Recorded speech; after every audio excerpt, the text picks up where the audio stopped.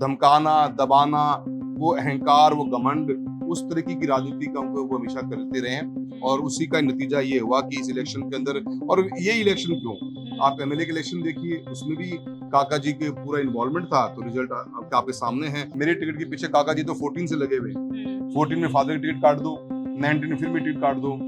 Ma'am जैसे लोग थे जो बैलेंस करते थे, जो सुनते थे, और they used to take a right and bold decisions, वो आज कमी है बहुत बड़ी। तो आखिर वसुंधरा राजे जी चुप क्यों है? क्या किसी मौके का इंतजार कर रही हैं? छोड़िए मैम, मैं ऐसे स्टूपिड कमेंट पे बात नहीं करना चाहता। मैं ये सोचता हूँ कि टोटली इमेच्योरिटी है। वो क्या आप किसी की पेरेंट्स के बारे में बोल के क्या बातें उठना चाहोगे? तो इट्स स्टूपिडिटी, मेरा कमेंट देना स्टूपिडिटी होगा।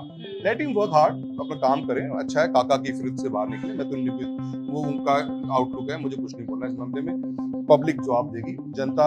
ऐसे बैड टेस्ट के पॉलिटिशियंस को मैं नहीं मानता कोई एक्सेप्ट कर सकता है। आप किसी की एज के ऊपर, किसी की बीमारी के ऊपर आप मजाक बना रहे हो क्या, तो आप इसमें क्या ब्राउनी पॉइंट्स ले लोगे और क्या तालियां बज जाएंगी? तो मैं तो ये मानता नहीं, वो तो बहुत ही इन्होंने स्टूपिड स्टेटमेंट हमेशा दिया है। इलेक्शन टाइम पे भी कह दिया कि भी मैं तो इतने अवार्ड लिए हैं, क्या इन्होंने चम्मच भी लिए क्या आज तक? तो बीजेपी में तो सारे चम्मच वाले हैं भाई। कौन सा ओलंपिक अवार्ड लेके आए बीजेपी के अंदर? बीजेपी के अंदर 400 लोगों ने चुनाव लड़ा होगा, 400-500 लोगों ने जो भी एमपी से चुनाव लड़ा होगा, कोई है ओलंपिक अवार्ड लेने वाला? कोई भी नहीं है। आप क्या स्टेटमेंट दे रहे हो कि चम्मच वाले हैं, मैं गरीब हूँ? आप गरीब हो, प्रधानमंत्री कह रहे हैं कि हमने 20 करोड़ लोगों को गरीबी से बाहर निकाल दिया, आप गरीबी रह गए। चूरू के मौसम का प्रचंड अंदाज देश में खूब सुर्खियां बटोरता है। अब ना केवल चूरू का मौसम फेमस है, वहां की सर्दी, वहां की गर्मी, बल्कि अब चूरू की सियासत भी देश में चमकने लगी है। राजस्थान में जब लोकसभा चुनाव हुए तो सबसे ज्यादा जो एक नाम आ रहा था वो चूरू का आ रहा था, और चूरू में राहुल कस्वा जो है वो एक बार फिर से वहां के सांसद बन गए हैं और इस वक्त हमारे साथ मौजूद है। सबसे पहले तो बहुत थैंक बहुत यू, बधाई हो जीत की। Thank you very much. किस वजह से चुनाव जीते? क्या कारण रहे जो आपको लग रहे हैं कि काका पर फोकस रखा या विकास पर फोकस रखा? देखिए, पॉलिटिक्स में एक लंबा अरसा मेरी फैमिली का रहा है हमेशा। मेरे फादर और मैं, मेरे ग्रैंडफादर, मदर, सब हम पूरा एक पॉलिटिकल फैमिली है। और 1977 में फर्स्ट इलेक्शन मेरे ग्रैंडफादर ने कंटेस्ट किया था। तो एक पॉलिटिकल फैमिली है हमारे लोगों से। हमारी हमेशा जो यूएसपी रही, वो कनेक्ट विद द पीपल रही। और मुझे उस पर पूरा बिलीव था कि इतने सालों के रिश्ते जो बने हैं लोगों के साथ में, एक आत्मीयता का लगाव है, उसकी कुछ तो वैल्यू होगी। और उसकी वैल्यू थी, उस बात को लेके हम इलेक्शंस में आए थे।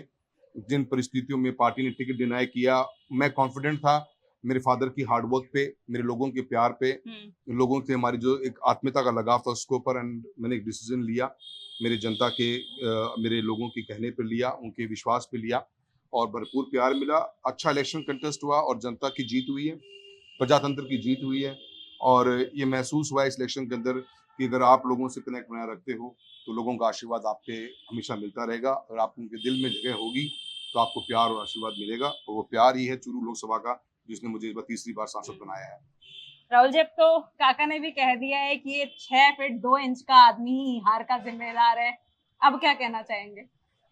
देखिए बहुत सही है। उनको उनका जो ये घमंड और अहंकार था कि मेरे कहने से, क्योंकि उन्होंने कंस्ट्रक्टिव पॉलिटिक्स कभी करी ही नहीं थी। उन्होंने 33 साल का, उनका भी 30 साल का सफर रहा है, पर चूरू के अंदर constructive politics, development oriented politics कभी रही नहीं। उनका एजेंडा इसी तरह की राजनीति का रहा कि मैं जब चाहूं किसी को बना दूं, मैं जब चाहूं किसी को बिगाड़ दूं। मेरे कहने पे पुलिस में केस दर्ज होते हैं, मेरे कहने से पुलिस में केस मिट जाते हैं। मैं चाहूं तो आर्म ट्विस्टिंग कर दूं, मैं चाहूं तो बच्चों का ट्रांसफर करा दूं।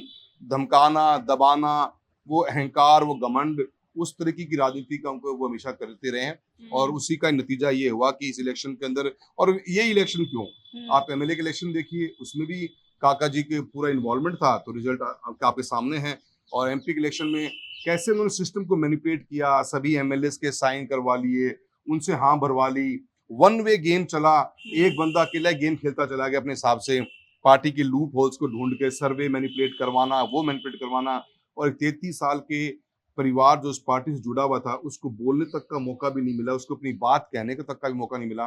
इतनी मास्टरी करी काका ने, और उसके बाद जो रिजल्ट सामने आया और जो जनता में आक्रोश था पूरे क्षेत्र के अंदर, पूरी शेखावटी बेल्ट में, मैं समझता हूँ माफी शब्द छोटा है कि उनको बहुत बड़ी उनका जो ये घमंड और अहंकार टूटा है और पब्लिक ने बिल्कुल नकारा है उनकी थॉट ऑफ पॉलिटिक्स को कि इस तरह की राजनीति का प्रजातंत्र में कोई जगह नहीं है।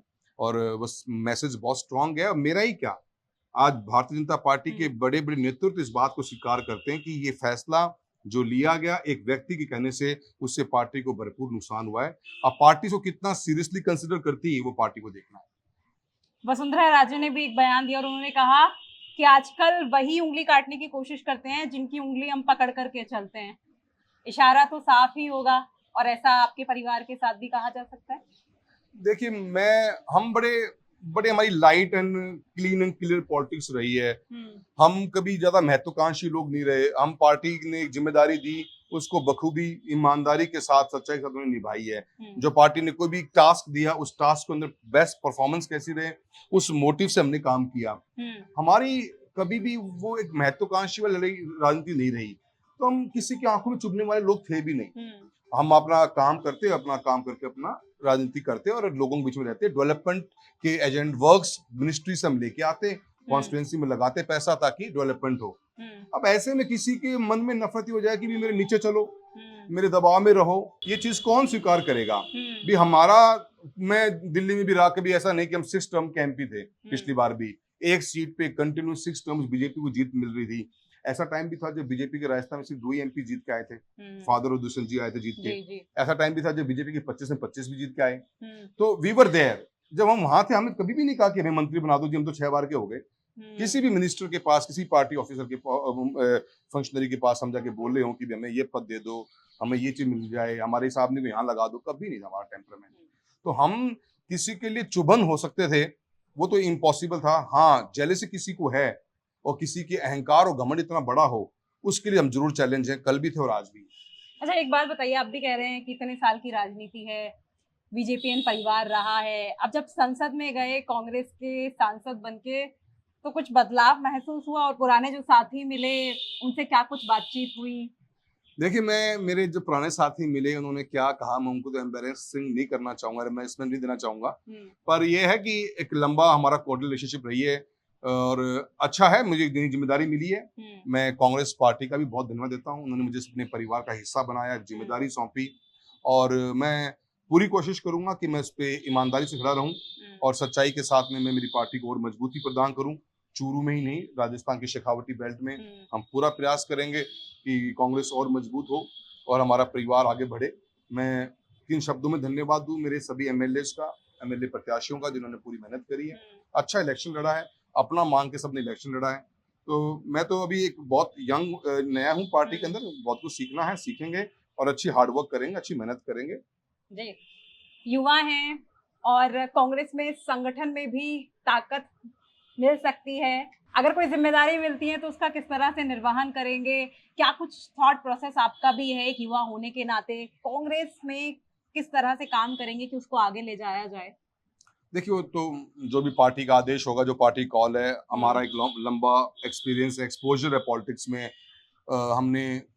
हम सिलेक्टेड पॉलिटिशियंस नहीं थे, हम ऑलवेज इलेक्टेड पॉलिटिशियंस रहे हैं। तो पापा ने सरपंच से शुरुआत करी है, सरपंच से लेकर ये सांसद का पद हमने घर में रखा है, आया है हमारे पास, जनता ने दिया है हमारे को, आशीर्वाद मिला है जनता का बार बार।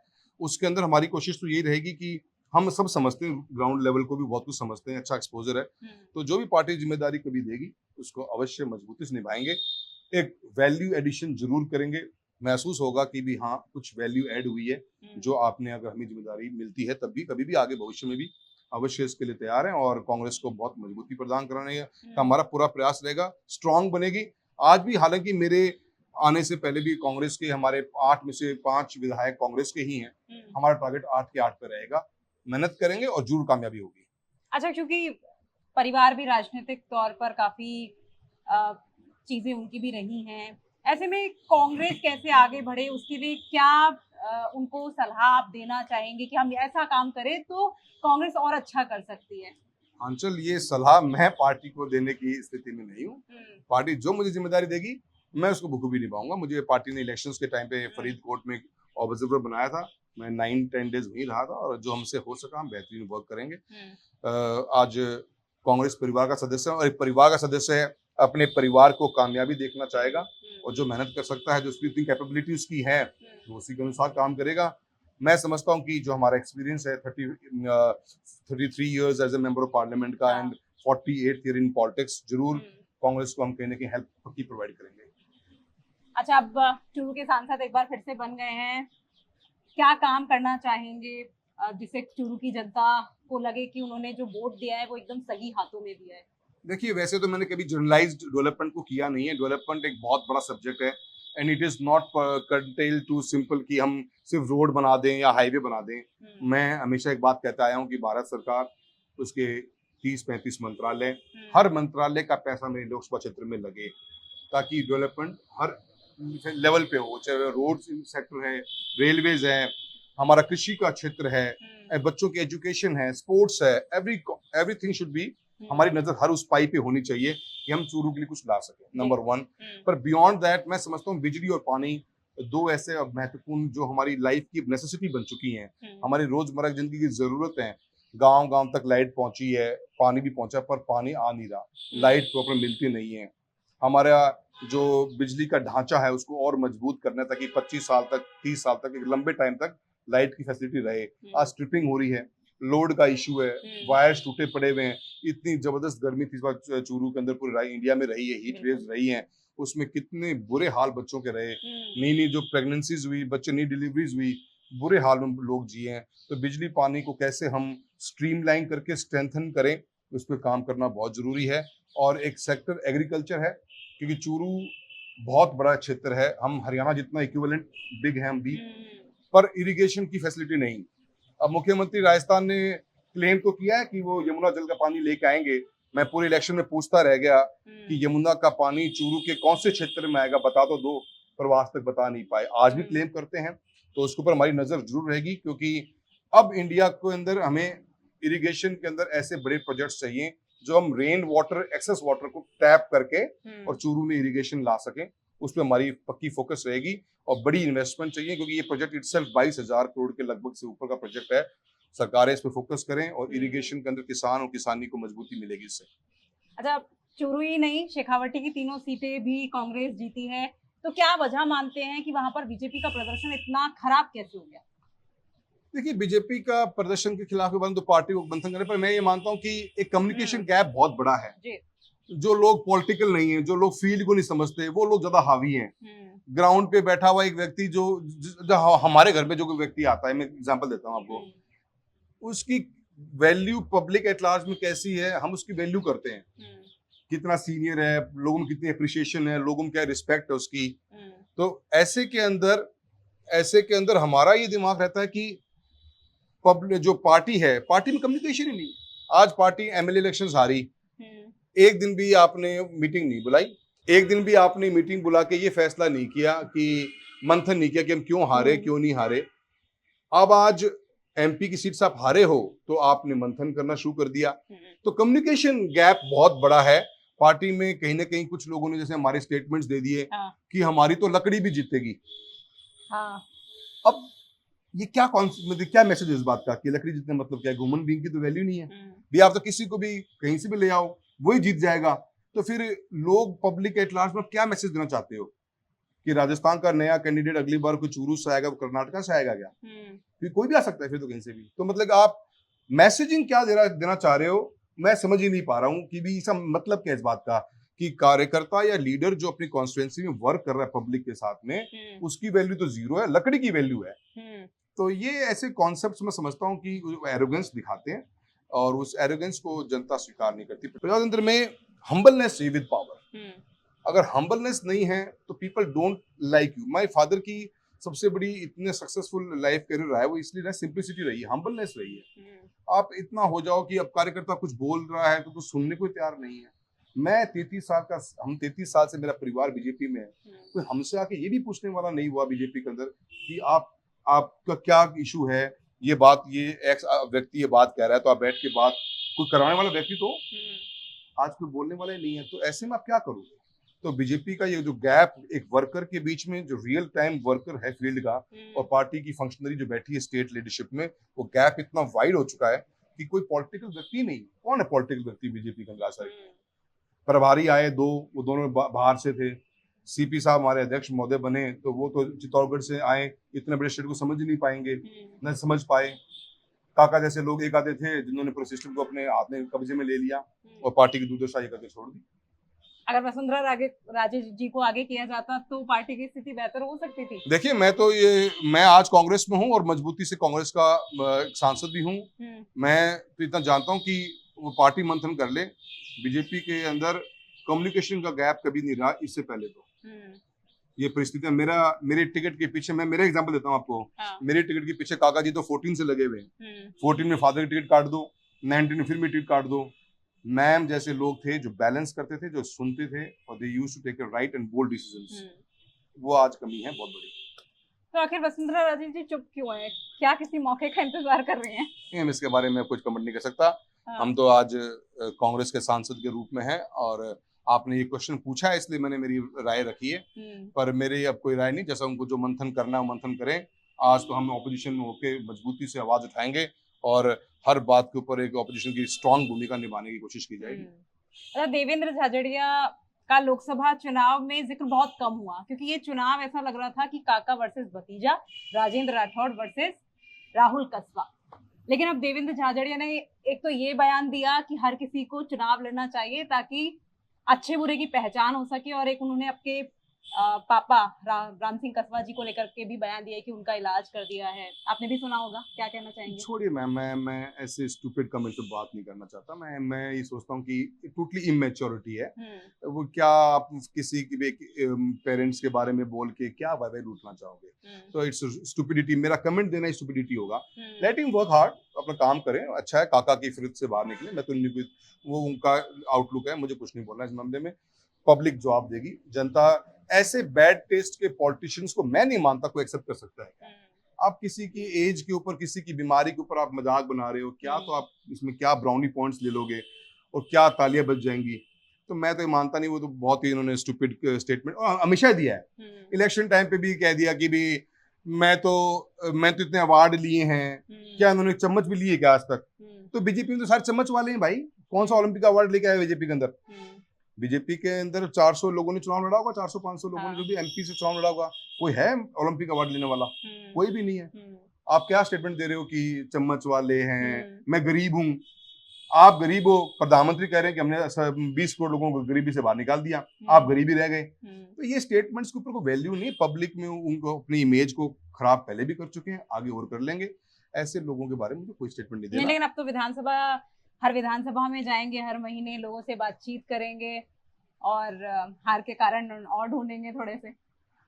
आई थिंक उनको अपना पे वर्क करना चाहिए। मेरे तो पर्सनल बिना मांगे रहे तो यही होगी कि किसी एज्ड पर्सन के ऊपर, किसी फैमिली मेंबर्स पे टारगेट करने से ये चीप पॉलिटिक्स होती है, बैड टेस्ट की होती है। इसके बारे में ना ही बोलना जाए तो अच्छा रहता है। पर कई नेता नए न्यू कमर्स होते हैं, वो सोचते हैं कि अच्छी पॉपुलैरिटी मिल जाएगी इससे। मैं समझता हूँ बेवकूफ़ी है उनकी। ये बहुत लो लेवल की पॉलिटिक्स है जिसके ऊपर मैं इसका हिस्सा बनना नहीं चाहता। उनको जो अच्छा लगे वो बोले। भगवान ने उनको मुंह दिया है, उसका इस्तेमाल सही तरीके से करें, वो उनकी सोच है। अच्छा, चूंकि हम बात कर ही रहे हैं और आपने लकड़ी का जिक्र किया था, कई जगह पे तो ऐसा ही लगा प्रत्याशियों ने उतनी मेहनत ही नहीं की बीजेपी में कि उनको लगा कि प्रधानमंत्री मोदी का चेहरा ही पर्याप्त है। देखिए इलेक्शन उन काफी चीजों में बहुत यूनिक भी था, हटके था। लोकलाइज इशू बहुत इंपॉर्टेंट रहे। महंगाई, बेरोजगारी, अग्निवीर जैसी योजना हमारे एरिया में बहुत बड़ा इम्पैक्ट रहा उसका। आप हर बार एक पब्लिक में वो चीज 10 साल चीज चली है, इस बार आपने देखा होगा कि नहीं चल पाई वो चीज। वो मेरे ख्याल से पब्लिक को रियल प्रॉब्लम्स पे आइडेंटिफिकेशन चाहिए था। देखिए डेवलपमेंट का मॉडल जो कंट्री में है वो डेवलपमेंट कांग्रेस के टाइम पे भी बहुत हुआ है और वो बीजेपी के टाइम पे भी हो ही रहा होगा। आज इंस्टीट्यूशंस हमारी कंट्री में, IITs हैं, IIMs हैं, एम्स हैं, इसरोज हैं। हम कभी क्या इन 10 सालों में उनका ऑल्टरनेट कुछ ढूंढ पाए? हमें लगा कि बेटर ऑप्शन वही है, तभी तो उसको फॉलो कर रहे हैं। आप नए IITs खोल रहे हो, नए IIMs खोल रहे हो, नए एम्स खोल रहे हो। क्यों खोल रहे हो? क्योंकि वो मॉडल बेस्ट था, तो उसकी नींव तो कांग्रेस की रखी हुई है। तो मेरा ये कहना कि पब्लिक को इससे ऊपर भी चीज चाहिए थी। बड़े बड़े जो डिसीजंस हुए, फार्मर्स का बिल था वो नॉर्थ इंडिया में एक्सेप्ट ही नहीं किया गया। और अग्निवीर है, अब राजस्थान का जो शेखावटी बेल्ट है वो कंप्लीटली फौज की भर्तियों में जाता है। अब मेरा तो झुंझुनू है, राजगढ़ है, हमारा तो हाईएस्ट बच्चे फौज में जाते हैं। अब वो अग्निवीर में वो क्या करे? जब वो 4 साल में लेके ज्वाइनिंग करता है, उसमें उसकी सगाई होती है, तो शादी टाइम आती है तो उसकी रिटायरमेंट हो जाती है जब 4 साल में, तो शादी ही नहीं हो रही बच्चों की, तो बड़ा प्रॉब्लम आई भी है, तो वो एक्सेप्ट ही नहीं करी सोसाइटी, और बच्चे पैशनेट थे बहुत। तो मेरा ये कहना है कि ये जो इश्यूज रहे वो बहुत इंपॉर्टेंट रहे, और जिस इमेज के नाम के ऊपर वो इलेक्शन लड़ना चाहते थे, कहीं ना कहीं वो चीज पब्लिक ने एक्सेप्ट नहीं करी।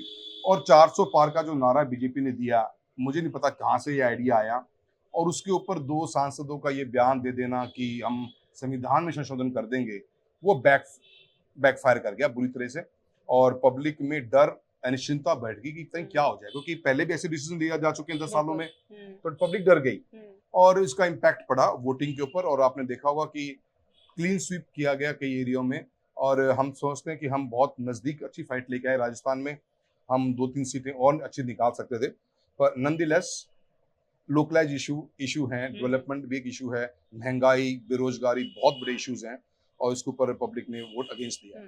चलिए, गर्मी का प्रकोप चूंकि काफी ज्यादा आपके है, ज्यादा दिख रहा है। तो एक आखिरी सवाल रहेगा, चूंकि आपने अग्निवीर स्कीम का जिक्र किया है, तो ऐसे में राहुल कस्बा चूरू के सांसद होने के नाते क्या करेंगे, क्योंकि अग्निवीर स्कीम शेखावाटी का एक सबसे बड़ा मुद्दा है, कोचिंग्स बंद हो रही हैं और आप तो कह रहे हैं कि शादियां भी नहीं हो रही हैं, तो बहुत बड़ा मुद्दा है। देखिए, जब हम गवर्नमेंट में कम हिस्सा था, तब भी हमने इस बात को रेज किया था कि इसको बिल्कुल भी पॉजिटिव वे में लेके नहीं गया गया है, यूथ इससे बहुत नाराज है, और इलेक्शन के टाइम पे ये बहुत ज्यादा पेनिट्रेट हुआ पूरे। आपने देखा होगा हरियाणा के अंदर, राजस्थान के अंदर, वेस्टर्न यूपी में बहुत बड़ा इशू रहा है ये, पब्लिक ने खुद ने आगे बढ़कर बात करी, और इसका इम्पैक्ट पड़ा है। और संसद जब चलेगी, जब हम इस बारे में अवश्य वॉइस रेज करेंगे कि इट शुड बी स्क्रैप, ये पॉलिसी को बंद करना चाहिए, पुरानी स्कीम ही बेटर थी। मैं समझता हूं कि यूथ इसके लिए तैयार नहीं है, ये किसी भी वे में हेल्दी नहीं है, और इसको बंद कर दिया जाना चाहिए। और एनडीए के पार्टनर्स हैं जो उनका भी खुद का भी क्लेम है उनके स्टेट में, बिहार जैसे स्टेट के अंदर इसका पूरा इतना बड़ा इम्पैक्ट रहा है। मैं मानता हूँ कि गवर्नमेंट को इसको बैक फुट पे आए ना, इसको पर्सनली ना ले, और पब्लिक कंट्री के यूथ के फायदे के लिए इसको स्कीम को स्क्रैप कर देना चाहिए। बिल्कुल। तो चलिए, ये थे राहुल कस्बा हमारे साथ, और अब कांग्रेस के सांसद के तौर पर अब शपथ भी लेंगे। तो Rahul ji, thank you very much, बातचीत के लिए बहुत बहुत शुक्रिया। और देखिए, यहाँ पर अग्निवीर स्कीम हो या चूरू के विकास के मुद्दे हो, राहुल कस्बा तैयार हैं उन मुद्दों को लेकर के, विकास के मुद्दों को लेकर के। तो हमारी चर्चा जो है वो तो यूं ही जारी रहेगी। फिलहाल इस वीडियो में इतना ही। आंचल गुप्ता, राजस्थान तक।